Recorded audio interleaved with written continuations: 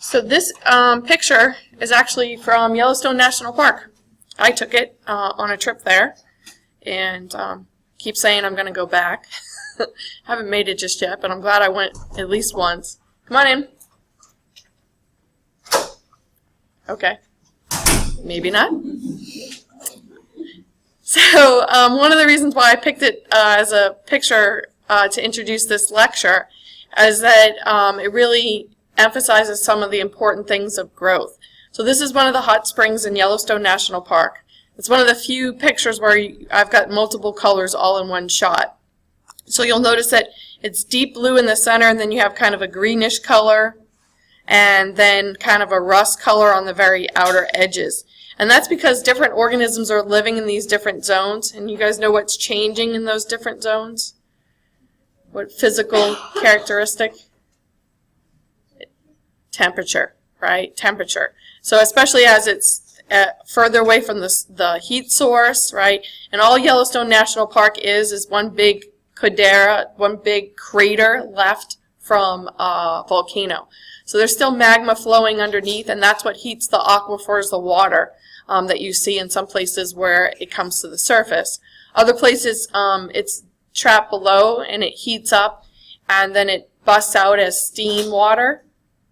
And that's called a geyser. And so Old Faithful, the architecture of that chamber where the water heats up and the flow of the magma, none of that has really been affected for a very long time.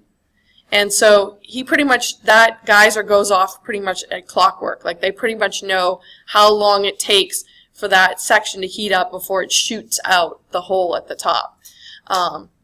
Some of the other ones and the features there, because of earthquakes and movement of the earth, like one section that's really pretty you see in old-time movies, the water isn't even flowing in that section anymore, Mammoth Falls, right? So this place is constantly changing, right? Some places to such a great degree that, things that people saw in the past, we don't even get to see anymore. It's also, I equate it to a drive-through safari. You will see an enormous amount of wildlife. Never mind, the geological features, which are amazing. And as a microbiologist, thinking about these microorganisms that are living in this extremely hot environment, and in some places, high in minerals and the mud that bubbles there. I mean, the place is just amazing. You'll get tired of seeing buffalo. I stopped taking pictures of them. You'll see that many. Got to see a moose at a distance. Got to see, elk? And crazy people standing in front of the elk and getting their picture taken. That thing decides to charge, you're dead, right? Crazy people heading towards a bear, like everyone's parked on the side of the road. I was like, what's up there? Why is everyone heading there? Like, oh, there's a bear. I was like, okay, good. Got in my car, kept going. It's like, you are crazy. Yeah, exactly. Stupid people. I'm from that area. Yeah. So drive through safari. Not get out and pet the animal safari. There was a buffalo. I was in a Jeep without any doors or anything like that, open. And a buffalo walking along the side of the road. My husband's driving alongside of it. I could have reached out and touched it. I did not. I'm sitting there like this, move over, move over, move over. I don't want to accidentally bump this thing and piss it off. And it attacked me, right? So, I have, respect and understand that they are wild animals, although most of them are used to seeing people, right? So they will get close to you, right? They won't run away from you like most wild animals do. Doesn't mean it's a petting zoo. Right? Drive-through safari. Right? Beautiful place. Absolutely beautiful. So for microorganisms, right, when they grow, it's a single-celled organism, they divide into two. This process for them is referred to as binary fission. And so when we talk about generation time, right, so going from mom to child, right, how long does it take before a bacterial cell divides into two cells, right, mother cell and daughter cell? I don't know that I even posted that animation for you guys. I have to go back and see.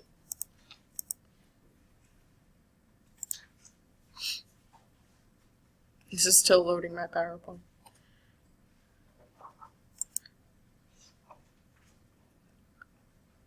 Yeah, we don't have that one. Might see if they still have it. So that's kind of interesting, you know. So those of us that are visual learners, sometimes it helps to watch it go through the process. But in a nutshell, right, it's not as complicated as it is for eukaryotes. Their chromosome isn't quite as complex. They're going to copy their chromosome. They're going to copy their cellular components.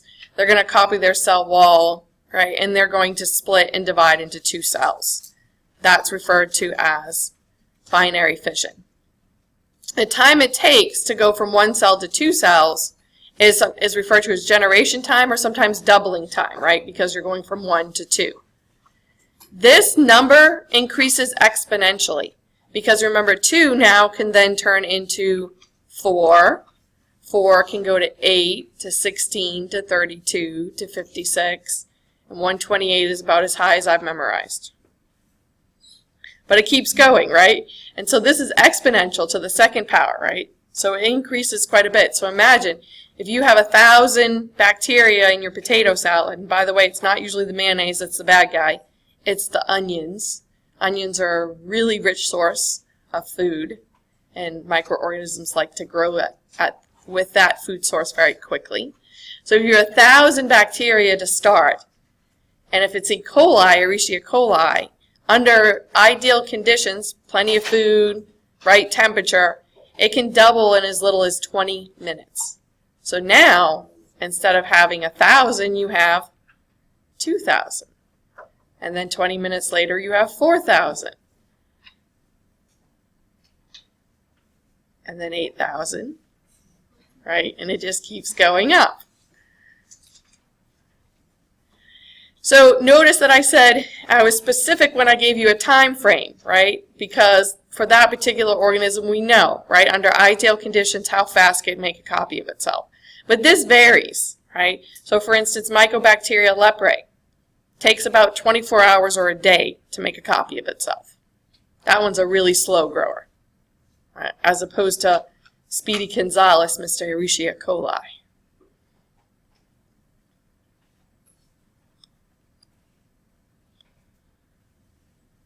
So I have a really cool animation for this too that I'll post. And in fact, for this one I might just go grab it.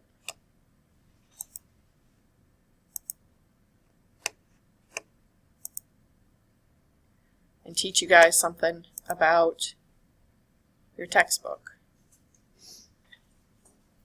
If you still, even if you don't, most of you guys, and actually I should check on that. Oh, I don't want to do that now, though, because I'm recording. I forgot. But, yep. Yay, everybody has, no. Some people still have a little bit while on their courtesy exit, but it'll be expiring soon. So you either got to put in your code if you bought the book at the bookstore, or you've got to pay for it online. Which I heard it went up to $50, huh? For the Connect access. And then if you want the ebook, I think even if you don't sign up for it to begin with, I don't know, anybody, a whole bunch of you guys have done it. Do you still have access to the ebook after you paid your $50? Or have you even checked? You do still have access to it? Oh, that's cool. That's probably why the fee went up. They're probably not doing it separate as Connect Plus and Connect. Probably just doing the package deal for you guys. Okay. So, when you click that link next to the book, as I just did, it'll bring you to the book. But if you go to the library or the library menu, like here,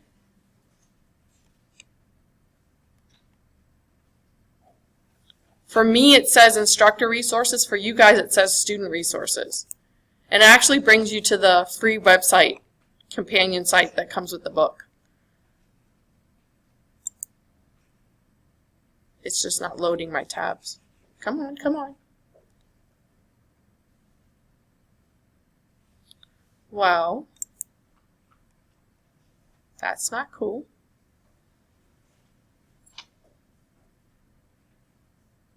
Well, why it takes its sweet time, we will move on and come back to it. Oh well. Today's technical difficulty day. I feel like I need one of those screens. Okay. So biofilms are extremely important, especially to medical science nowadays, because their formation can make treatment very difficult. So what a biofilm is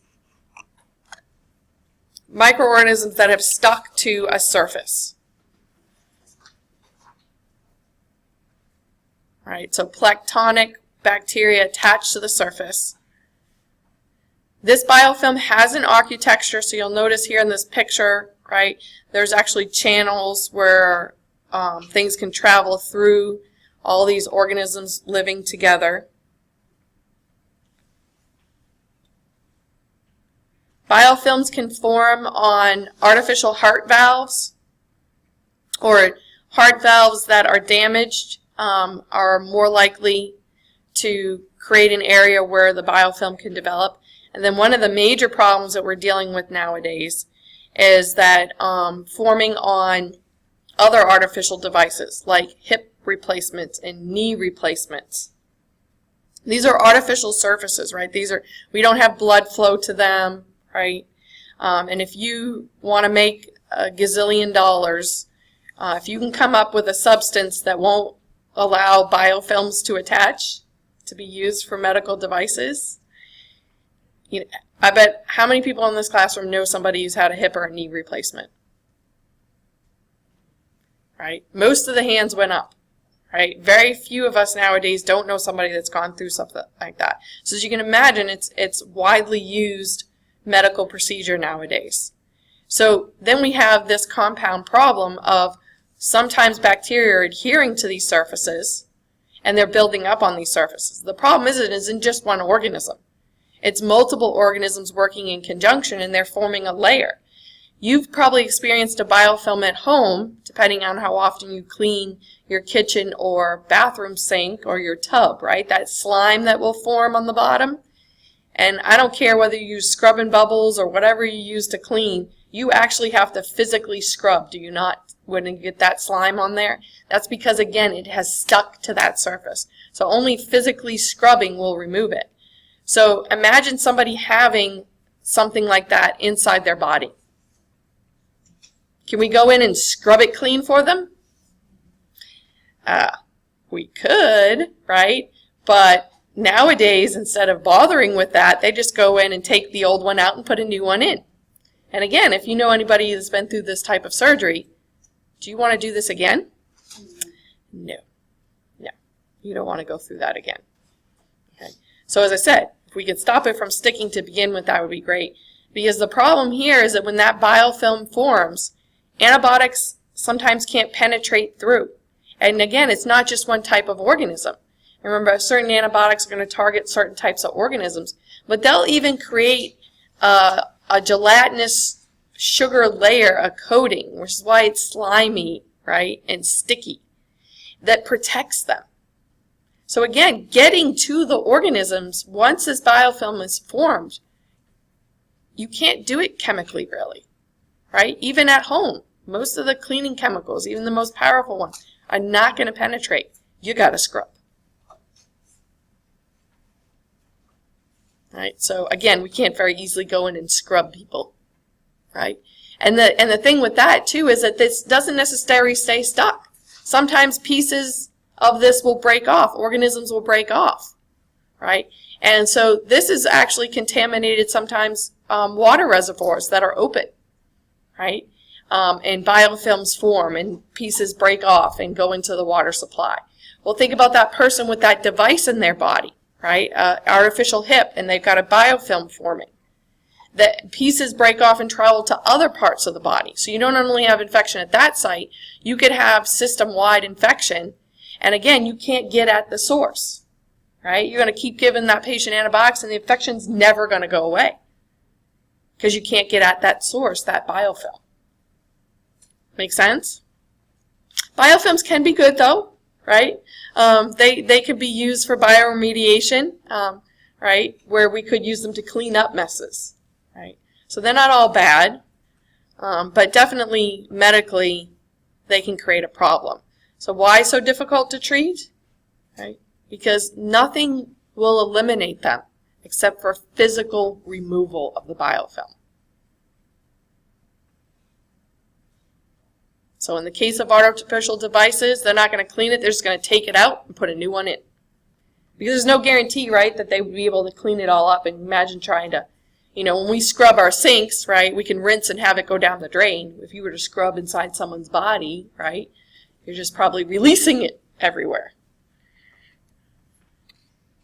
Does anybody run into anyone with a hip or knee replacement heard of having this happen to somebody? Yeah. Yeah, you work in the hospital, so your chances are even higher of, and now you understand why, right? It's such a big deal. So, yep. We do have a biotech program, y'all can join that and be the discoverer of that special substance, right? We can make artificial devices out of and no biofilm formation. So list and define the 4 major chemical and physical conditions necessary for bacterial growth.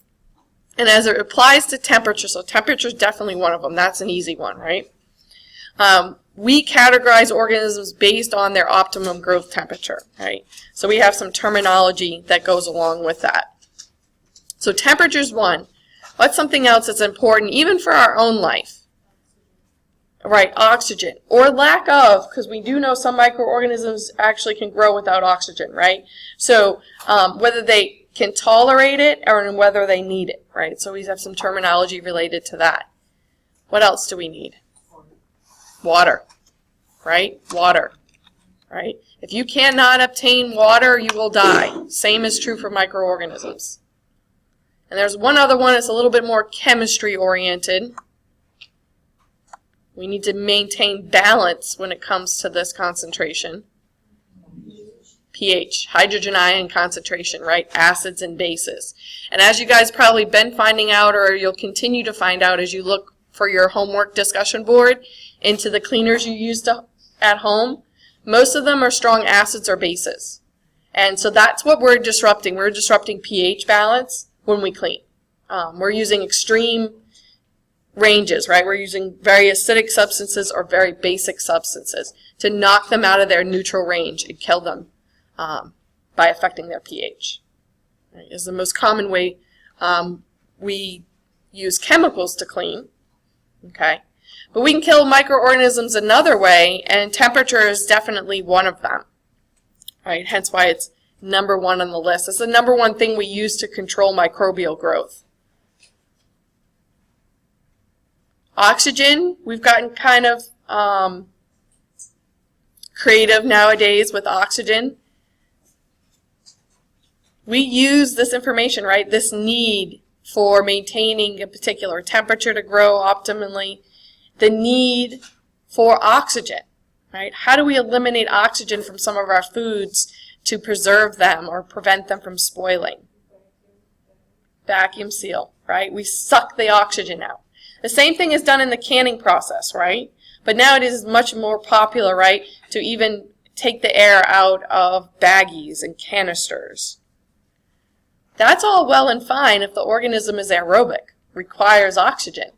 What did you do if that organism is anaerobic and doesn't require oxygen? You just made it very happy because you just removed what would destroy it, right? So for Clostridium botulism, the causative agent Clostridium botuli that causes botulism is an anaerobe. And that's why we have to worry about it in our canned foods. The other bad news about that one is the spore former. So the spores could get in, right? You suck the air out, you create an anaerobic environment, those spores germinate, they grow. This is why they say beware of the swollen can, right? Something grew in there if it's swollen. Do not eat it. Right? If it's dented, it's okay. It just means somebody dropped it, right? As long as it's not punctured, you can still eat it, right? You don't want anything puncturing, right, and getting in when it was dropped. But swollen cans, not good. I've actually seen one time, cleaning out grandma's shed. right? She would stockpile all the canned goods out in the shed. Well, I can't even tell you how old some of those cans were, but we did run across a few swollen ones. And I was definitely like, wow. If I knew I was going to be a teacher back then, I would have took some pictures. And like, this is what you want to avoid. Although I'm sure you can find it on the internet nowadays. You can find everything on the internet. Things you even don't want to see.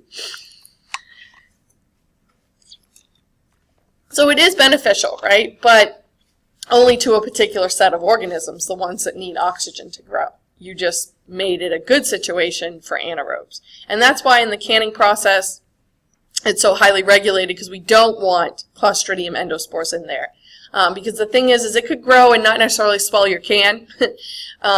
And it's not the organism, but the toxins that it produces that makes you sick, right? So like Botox is that toxin. And that toxin actually causes your motor neurons to not send signals, to not contract your muscles, right? It numbs them. So some people use that to stop wrinkling, because it's actually the contraction of your muscles, right, that pulls and creates those wrinkles. But it's been used for other things. They're using it for a lot of different treatments. Yeah, for your sweat glands. I've considered that one. It's expensive. It's like $2,000. Yeah. They'll inject Botox into your sweat glands to get you to stop sweating in your armpits. Yeah. That's the other reason. Other than it's expensive. And it's not a permanent fix. Like, you would have to get it done like a year or so down the line. But yeah, God made you your mama and your daddy made you perfect. And if you believe in God, He made you perfect too. Okay? You don't need to change yourself, right? We're all uniquely beautiful just the way we are. Elective surgery and elective things are just electing microorganisms to potentially get inside of you. Don't do it. My mom is always like, yeah, I think I'm going to have a tummy tuck. I'm like, Ma, no, you're beautiful. Leave it alone. All right? Just leave it alone. Unless you absolutely have to do it, don't do it. Don't do it. Okay. So, pH. That is the partial pressure of hydrogen ions. Those ions are highly reactive, right? Too many of them, we call it acidic. Not enough, basic. Right there in the middle, neutral, happy pH, right? Which is number what? 7, right? So less than 7, acidic, greater than 7, because that's the inverse log, right? Notice the numbers go up, but the pH concentration, the hydrogen ion concentration actually goes down, right, in the higher numbers. Just like us, and our pH is highly regulated in our blood, right? As little as 0.1, I want to say, change in your pH could put you into convulsions and death, or slip into a coma and die. So your pH, your blood pH, is maintained between 7.35 and 7.45. Right? Very closely regulated. You go acidic, you go into acidosis, whether it's because you're not breathing properly or because you were an idiot and swallowed the whole bottle of aspirin, which is an acidic drug. Right? That will kill you. Swallowing bleach, which is basic, will kill you. Right? It'll throw off your acid-base balance, and that's how it kills you. Your body will try and compensate, right? You can only pee so fast, though, and you can only change your breathing so much. Right? Those of you guys who know in A&P, your breathing rate, right, will determine your acid-base balance. Because if you keep in carbon dioxide, it turns into an acid in your blood. And it'll make you acidic. So if you're not breathing enough, right, you'll have respiratory acidosis. Right? You breathe too rapidly, you have the other problem. You go the other way. Right? And why are you doing that? Probably because you did something you weren't supposed to. Right? Or you have some type of disease condition. So, as I said, acid-base balance is one of the major targets for chemical destruction of microorganisms, right? We use strong acids like Vinegar, right, is a natural acid that a lot of people use to clean. It's very effective. Bleach, right, is a very strong base. The acid in your stomach, hydrochloric acid, is your natural built-in killer of bacteria when you ingest it, swallow it, breathe it in, right? Your stomach will take care of killing it. It's also really good at digesting proteins. That's why you have the hydrochloric acid. But it's also very good antibacterial as well. Water. All organisms need water. But water isn't readily available in all environments, right? Some things will affect water. And again, right, how do we affect, and even pH for preserving our foods. What are some foods that are kept at acidic pH, which helps preserve them for long periods of time? So, pickling things, right? Remember I mentioned vinegar, right? Some things are put in vinegar. Some things are fermented and acids are produced in that process, right? Like making things like sauerkraut and kimchi, right? And things like that that are fermented. The fermentation process produces those acids, which is going to kill off other microorganisms and help preserve the food. The only problem is I'm not a big fan of vinegar. It's sour, right? Acids are sour. I don't like cabbage kimchi, but I like when they ferment the cucumbers in that process, the spicy fermentation for that. But yeah, I couldn't get used to eating straight up kimchi. Yeah, it's smelly. It's the fermentation. Yeah, some people love it. I'm not a huge fan. But there are other, fermented products that I do eat, but not too many. I'm not a big fan of the sour. Right? Most of them are sour. The acids are what are sour tasting. Citric acid, which is vitamin C, is what they put on those candies to make them sour. So for temperature, we actually go by the Celsius scale. So some reference points. By no means do I want you guys memorizing these ranges of temperatures, right? But for Celsius, you should know some of these reference points. Anybody know what happens at 0 degrees Celsius? It's based on the properties of water. Water freezes. Water freezes at 0 degrees Celsius, or as we know, 32 degrees Fahrenheit, which doesn't happen very often in New Orleans. It's one of the reasons why I like living here. You don't get snow. And it's a big deal if we do, right? On the other range of the spectrum, at 100 degrees Celsius, what happens to water? It boils, which would be 212 degrees Fahrenheit. Your refrigerator is usually around 4 degrees Celsius. Room temperature, that would be about 70 degrees Fahrenheit. That's what I would like. Would be 20 degrees Celsius. Human body temperature, right, 98.6 core body temperature, is equivalent to about 73 degrees Celsius. And then this one is just to give you an idea of how darn hot 70 degrees Celsius would be. It would be 158 degrees Fahrenheit. That's pretty darn warm. So right there in the middle would be us, right? Mesophiles. We're to put ourselves in this classification. And most of the organisms that infect us would fall into that category. Down in the psychophiles, right? So this is just above freezing, right?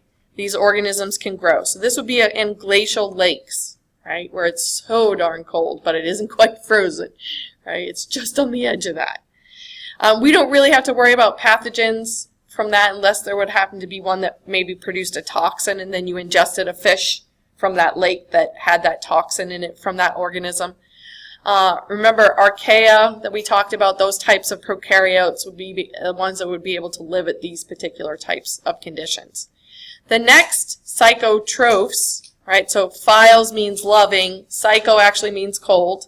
And as far as I'm concerned, you are psycho if you like cold, right? Psychotrophs is the next step up. These are the ones we have to worry about because they'll grow at refrigerator temperatures and even at room temperatures, you can see. Not necessarily would grow inside of us, right, because again, we're too hot. But again, if they produce toxins or something like that, why they're growing at these cooler temperatures, and then you could ingest them. There's one of these guys that most people sometimes think is a psychotroph because it can grow at refrigerator temperatures. And it may very well be. But it also goes into our range of mesophiles, is Listeria, right? So thanks to good old Listeria, we don't have any bluebell just yet, right? Because they had a major contamination with that one. Yeah, it hasn't made it yet to here, though. I think someplace in Texas, if you want to drive there, if you've got to have the bluebell fix. But it isn't here in Louisiana just yet. But it'll be coming, right? They're back online, right? In October and here, okay. When we don't want it anymore, well, we can put it on my birthday cake. Okay, so that one can grow at refrigerator temperatures and grow in us. And that's the really bad news with that one. That one, though, most people, your immune system can take care of it. The people that are more vulnerable are women who are pregnant. And, of course, that's all you want to eat when you're pregnant, too. So that's just horrible, right? Elderly, people whose immune system is compromised, the very young, right? So notice when we have Listeria contamination of whatever food source it may be. Again, it's not growing in your freezer, though, right? But it just being there, right, it's still viable. You can't kill bacteria by freezing them. You just put them in stasis. In fact, long-term storage, that's where we keep our bacteria for the microbiology lab, is in the freezer. Short-term storage, we keep them in the fridge. And again, what effect does that have on their growth? It just slows them down. Well, in the case of Listeria, it doesn't even slow it down. It just keeps going. I'll buy activity, Mm-hmm. but I freeze it. Mm-hmm. Just don't go back because I don't use it. Right, yeah. Right, you're never going to kill them in the freezer. Really? You're going to maybe kill some of them, let me put it that way. But a large majority of them are still active. So once you thaw them out, they just bounce right back. So can you see Listeria? Can you see Listeria? It's a bacteria. Can you see bacteria? Only when they're in very large quantities. Very large, right? So, yeah, you're not going to see it. What can we do to kill the microorganisms, though? So cold, we just already said, it's not going to kill them. It's going to slow them down, right? What you're going to heat them, right? You could boil them. You can cook them, right? That you can get past, right? And this is why certain foods that have certain microorganisms that no matter what they do, they may be there, right? This is why you want to cook it all the way to that temperature, because you're going to exceed for the most of the pathogens that could be present on that food source. You're going to exceed their temperature, and in this case, will kill, right? Temperature will kill. And this is why for us, right, one of our protective mechanisms is sometimes when we have an infection, what happens to our core body temperature? It goes up. You experience fever, right? The bad news with that is, can we get past our maximum heat?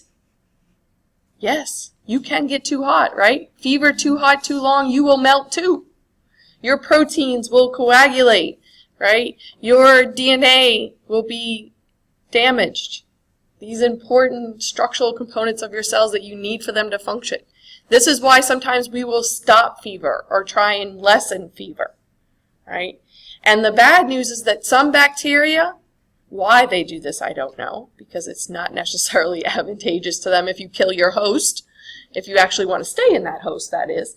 But some of them actually produce substances that cause our body to go hot, to have fever, right? Some bacteria do this. So that's why sometimes a prolonged fever, right, not an intermediate fever, but a fever that comes on and just doesn't stop, is usually a bacterial infection, right? Because those guys will cause you to have fever. But it is also a normal immunological response to some infections to have fever, right? It's your body trying to kill the organisms, and your chemical reactions happen faster when you're warmer, right? So it speeds things up for you. The problem is you don't want to get too hot, because you'll kill yourself,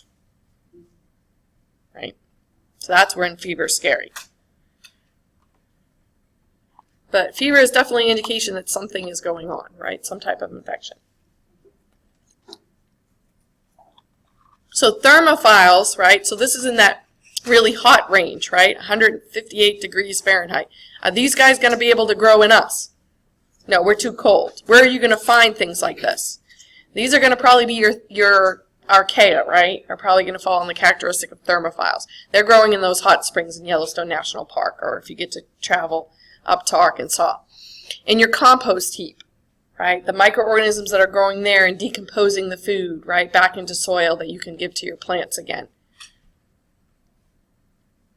Your hyperthermophiles are living in hydrothermal vents in the ocean, right? So where magma is coming out from the Earth's core and really superheating that water, right? We're almost at boiling, look, right? But that's why, too, right, when you get to boiling, you're going to kill most microorganisms, right? Because that is too darn hot. Even your thermophiles. Endospores are the one exception, right? You cannot kill by boiling. Right? You have to get a much higher heat. You have to incinerate, right, or use an autoclave, high pressure steam.